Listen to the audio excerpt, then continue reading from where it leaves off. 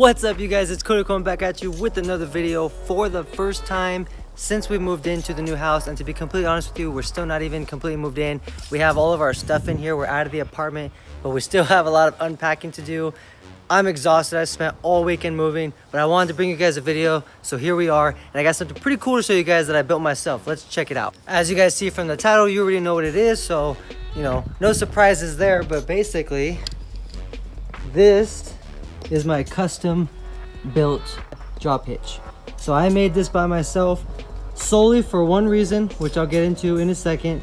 But actually, maybe not one reason, because another reason would kind of be that it looks pretty cool, and I've always liked the big look of the big drop hitches.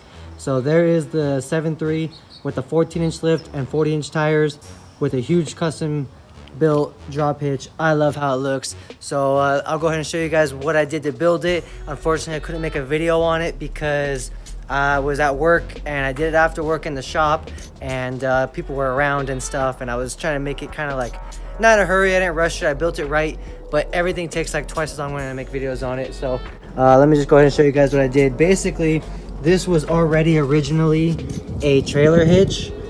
This right here is the original piece, and this is an original piece, and this was welded onto here. Went like this, and the ball was right here. So it basically had no drop to it. I took a piece of heavy square tubing. It's already dusty because I've already had it on the truck for a while. It's actually probably a lot of it is soot from my exhaust, but it's heavy duty square tubing, and I just cut this big drop on it. I cut the original hitch. I cut this head off. I made one cut so it was at the same angle, and then I cut this piece of square tubing with this angle on it. So whatever this was at, I cut this so it's flat. So as you can see, it matches here, and then on the bottom it has that same angle cut, and I welded the old head to it. So I mean, it's not 100% custom made by me. It is an existing trailer hitch, but I cut it up and put the extension myself. And then I put this 1.5 inch by 1/4 inch stiffener on the back. It's welded all the way around on both sides, and I cut that at the same angle as the bottom of this, so that's a nice smooth transition. Otherwise, it would have had a weird point. I think this way, maybe this way. I think it was this way. It would have a point like this. It would be flat, and it wouldn't match this. So I cut that at the same angle. I capped the bottom and the top of the square tubing extension and welded this all the way around. Now, as you can see by looking at this, this is probably not the best thing to tow something heavy with. This is not a real heavy duty drop hitch, but the only thing I needed to use it for was to pull this silly looking 4x8 utility trailer that I bought years ago. Now, to be completely honest with you guys, I bought this 4x8 Harbor Freight utility trailer a long time ago. I was gonna put some extra like stiffeners on it and make it heavier duty, and then put a welder and some toolboxes on it so I could do like side jobs and mobile welding. Ended up not doing that, sold the welder. I work enough overtime as it is, and now I just still have the trailer, and I kind of have a hard time getting rid of it because it was so cheap, and it's kind of cool. It just folds up and tucks away into the corner. It looked kind of silly behind this huge truck though, I'll tell you what, but here's a picture of it. I'm gonna go ahead and embarrass myself for you guys anyways and show you a picture. This is the trailer behind the truck. Looks funny, I know, but that's pretty much the only reason we built this trailer hitch for, was to move that trailer from the apartment to the new house. So that's why it's not the heaviest duty thing in the world. But because, oh, there's too much sun over here. Let me go back over here. Because of the fact that I engineered and welded it, and I know what I'm capable of, if I wanted to make this a lot heavier duty to tow something actually pretty heavy, like a nice sized toy hauler, I know I could just put some extra stiffeners, like this same 1/4 inch plate. I could put one on each side of this from here to here and weld it all the way around, and one on the other side up against this. I could put some extra stiffeners there, because when you're towing and the pulling is out that way, this is where a lot of the stress is going to be, right here where this weld is. So we could put some extra stiffeners there. This is a pretty heavy duty piece of square tubing, and I put at least 3 passes, at least 3 welds all the way around on this and on this. And then again, this stiffener is welded all the way around. But for now, I don't really need that. Like I said, I just needed to move that little utility trailer. I didn't even pack anything on it, so the trailer was empty, super light, no big deal. Just needed to move that. And I like the way it looks. I mean, again, let's check this out. I always liked the way a big drop hitch looked on a huge lifted truck. Hopefully the sun's not messing this up too much, but look at this. I don't know why that trailer hitch just seems to really add a lot to the look of the truck. Kind of completes it. It just looks like a nice big, you know, truck that you can actually tow with. Of course, because of my big arching leaf springs, I don't have a huge towing capacity for this truck, but I also don't have the truck to tow anything heavy. It's more of a, more of a fun build show truck kind of 7.3 truck, you know? Now again, for those of you guys that missed my last video before the move-in, we did just move to this place this weekend, but this is our new place right here. We have a huge driveway. I actually usually pull the truck. I unloaded some stuff from moving, so I backed in, but I usually pull the truck up at an angle so I'm facing the garage. And with that, I'll be able to work on the truck all I want. And we still have plenty of room right here to pull these two cars out. That's my Honda Civic. This is my girlfriend's Corolla. And if I have the truck pulled in far enough, I can still get my Civic out. Right now I can't, but if I pull the truck up far enough, I can still get my Civic out. My girlfriend get her Corolla out. And of course, there's the huge 2-car garage that I'm super excited about. I'm coming from like a 3/4 car apartment size garage into this big 2-car garage. And there's gonna be a lot of cool changes we're gonna make to this. First of all, this rack was left here. It's definitely gonna go. We're gonna take this rack out.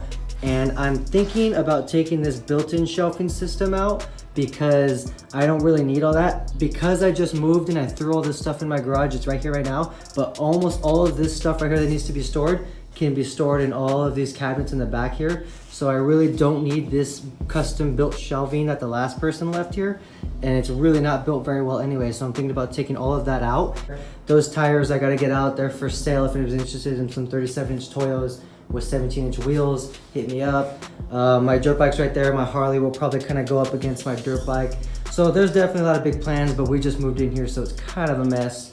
But yeah, I am super excited for this 2-car garage, you guys. I have always wanted a big garage, and to be honest with you, I want it to be even bigger. Who knows? Maybe I could extend it that way one day. I don't know. We'll see. Also, almost forgot to mention it, but against this wall over here, I'll probably have my toolbox over here and then a nice workbench with a welder next to it. So I'm gonna run 220 into the garage and have a welder in here so I could do some nice welding videos for you guys. I know a lot of you guys like to see the welding videos.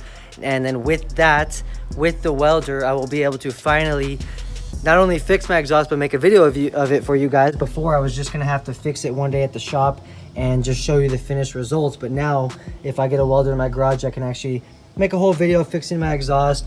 We're gonna run it back an axle dump. A lot of you guys that watch my videos, you've seen me say that a few times.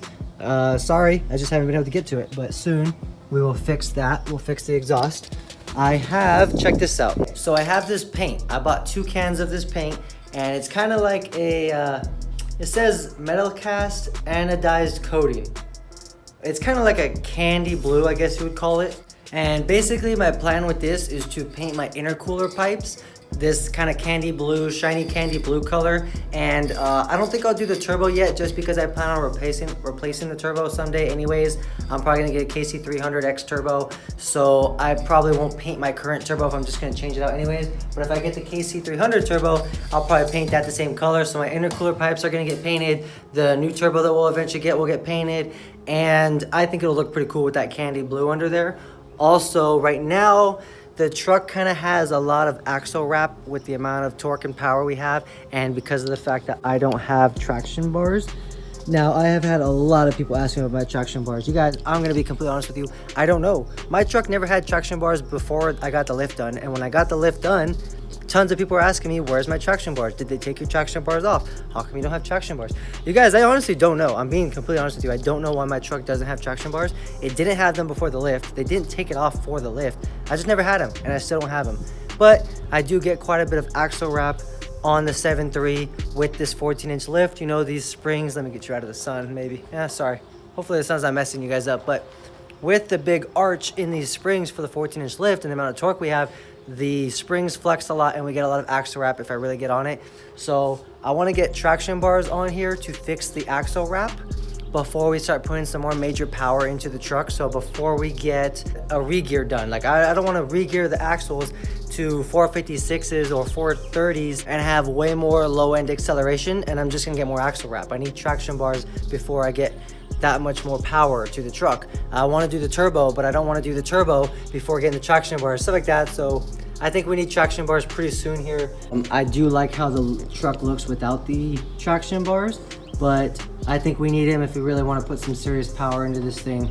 We need traction bars so we can stop getting so much axle wrap when we accelerate. And then after we get those, we can start trying to build some serious power with the truck.